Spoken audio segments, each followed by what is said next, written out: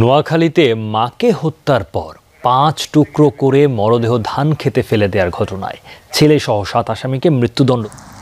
গাজীপুরের টঙ্গীতে পারিবারিক কলহের জেরে ছেলেকে গলা টিপে হত্যার ঘটনায় ৫ দিন পর রাজধানীর উত্তরার দিয়াবাড়ি এলাকার কাশবন থেকে মরদেহ উদ্ধার করেছে টঙ্গী পূর্ব। হায় হায় হায় রে, কি ঘটনা ঘটে যাচ্ছে একের পর এক আমাদের বাংলাদেশে।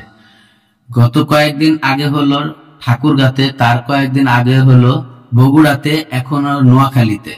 আসসালামু আলাইকুম বন্ধুরা, সবাই কেমন আছেন? আশা করি অনেক অনেক ভালো আছেন। সুপ্রিয় দর্শক শ্রোতা, শুরু থেকে কয়েকটি ভিডিও ক্লিপের অংশ দেখেছেন, সবগুলো ভিডিও আপনাদের একে একে দেখাবো।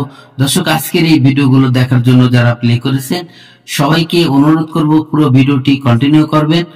আর ভিডিওটি টেনে টেনে দেখবেন না, টেনে টেনে দেখলে হয়তো কিছুই বুঝতে পারবেন না। প্রিয় দর্শক, আপনাদেরকে আজকে এমন একটি ভিডিও দেখাবো এবং এমন একটি ভিডিও নিয়ে আপনাদের সাথে কথা বলতেছি, আপনারা যদি ঘটনাটি জানেন আপনাদের শরীরের পশম হয়তো দাঁড়িয়ে যেতে পারে এবং অনেকে আবেগে আক্রান্ত হয়ে কন্ট্রোল নাও করতে পারেন। দর্শক, মাকে হত্যা করলো এক কুলাঙ্গার ছেলে। একে কুলাঙ্গার বলবো না কি বলবো, এর মতো হতভাগা ছেলে হয়তো বাংলাদেশে আর নেই। প্রিয় দর্শক, কিসের কারণে এই মাকে, এই দুঃখী মায়েকে হত্যা করলো আপনারা কি জানেন? আপনারা যদি জানেন অবাক হয়ে যাবেন। মাত্র 200 টাকার কারণে তার নিজের গর্ভধারিণী মাকে হত্যা করলো, মাত্র 200 টাকার কারণে। একটু ভাবতে পারেন, হয়তো আপনি আমি অনেক টাকা কামাইতেছি, আপনি অনেক টাকা ভাঙতেছেন, কিসের কারণে এই 200 টাকার জন্য মাকে হত্যা করা লাগবে? এবং মা কি এতটাই অসহায় হয়ে গেছিল? মা কি তার কাছে কোনো বোঝা হয়ে গেছিল? সে বাজার থেকে এসে 200 টাকা চাইছে, সেই 200 টাকা না দেওয়ার জন্য এই ঘটনাটি ঘটাইছে। প্রিয় দর্শক, কিছু কুলাঙ্গার ছেলেরা আছে শুধু বাবা মার কাছ থেকে নেয়, কোনো বাবা মাকে কিছু দিতে হবে এটা হয়তো তারা জানেই না। এই এমন কিছু বাবা মা আছে তারা সর্বশান্ত হয়ে যায় ছেলে মেয়েকে দিতে দিতে, তারপরেও তাদের কাছে চায়। আচ্ছা বলুন, আপনার কাছে যদি টাকা না থাকে তাহলে আপনি কোথায় দিবেন? যখন এই মা বলছিল, বাবারে আমার কাছে কোনো টাকা নাই, আমি তোমাকে এখন কোনো টাকা দিতে পারবো না, তোমার বাবা আসলে তোমার বাবার থেকে চেয়ে আমি তোমাকে দিতে পারবো, কিছুক্ষণ পরে নাও। তো এই কথাটা বলার জন্য ওই ছেলে হয়তো নেশাগ্রস্ত ছিল, ওই ছেলের কোনো কন্ট্রোলিং পাওয়ার ছিল না যে ওই কথাটাকে মেনে নিতে পারবে। মেনে না নেওয়ার কারণে ওইখানে একটি কাঠ পায়, অর্থাৎ গাছের চটা, সেই গাছের ডাল দিয়ে বাড়ি মেরে তার মাকে হত্যা করে বসে। প্রিয় দর্শক, সাথে সাথে পাখির মতো তার মা মৃত্যুর কাছে হার মেনে যায়। প্রিয় দর্শক, এই যে মর্মান্তিক ঘটনা আমাদের দেশে একের পর এক ঘটনাটি ঘটেই যাচ্ছে। আসলে এর কতদিন বাদে এবং কতদিন পরে এর সমাধান আমরা পাবো? প্রিয় দর্শক, বেশি কথা বাড়াবো না, চলুন সেই গুরুত্বপূর্ণ ভিডিওগুলো দেখে আসি।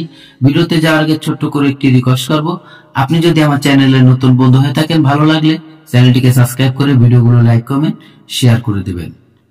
টুকরো করে ফেলে দেয়া হয় ধান খেতে। নোয়াখালীর সুবর্ণচরের জাহাজমারা গ্রামে 2020 সালের 7 অক্টোবর একটি ধান খেতে মেলে গ্রামের বাসিন্দা নূরজাহান বেগমের 5 টুকরো করা মরদেহ। নৃশংস এই হত্যাকাণ্ড আতঙ্ক ছড়ায় এলাকায়। নূরজাহান বেগমকে হত্যার ঘটনায় তার ছেলে হুমায়ুন কবির বাদী হয়ে থানায় মামলা করে। পুলিশের তদন্তে উঠে আসে চাঞ্চল্যকর তথ্য। অন্য কেউ নয়, নূরজাহান হত্যার মূল পরিকল্পনাকারী তার ছেলে, মামলার বাদী হুমায়ুন। আইনজীবীরা জানান, নূরজাহানের আগের পক্ষের ছেলে বেলাল স্থানীয় কয়েকজনের কাছ থেকে 4 লাখ টাকা ধার নেয়। বছর দেড়েক আগে বেলাল মারা যান। তার মৃত্যুর পর পাওনাদাররা সৎ ভাই হুমায়ুনকে টাকা পরিশোধের জন্য চাপ দিয়ে আসছিল।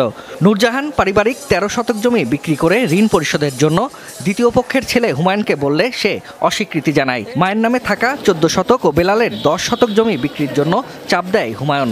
তারা রাজি না হলে মাকে হত্যার পরিকল্পনা করে হুমায়ুন। হত্যাকাণ্ডে সহায়তা করে মামাতো ভাই কালাম ও মামাতো বোনের জামাই সুমন। কালামের বাবার কাছ থেকে 62,000 টাকা পাওনা ছিল নূরজাহান বেগমের। চাঞ্চল্যকর এই হত্যা মামলায় 27 জনের সাক্ষ্য গ্রহণ ও যুক্তিতর্ক শেষে হুমায়ুন সহ 7 জনকে মৃত্যুদণ্ড দেন আদালত।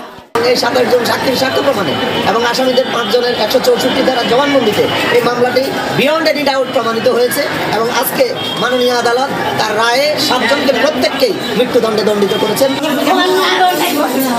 এই রায়ের বিরুদ্ধে উচ্চ আদালতে যাওয়ার কথা জানিয়েছেন আসামিপক্ষের আইনজীবী। যেহেতু একটা চাঞ্চল্যকর মামলা ছিল, যার কারণে হয়তো কোর্ট আবেগের বশীভূত হইয়া হয়তো এই মামলাটা হয়তো এই তাদের মৃত্যুদণ্ডটা প্রদান করছেন। সুতরাং উচ্চ আদালতে গেলে এই মৃত্যুদণ্ডটা টিকবে না।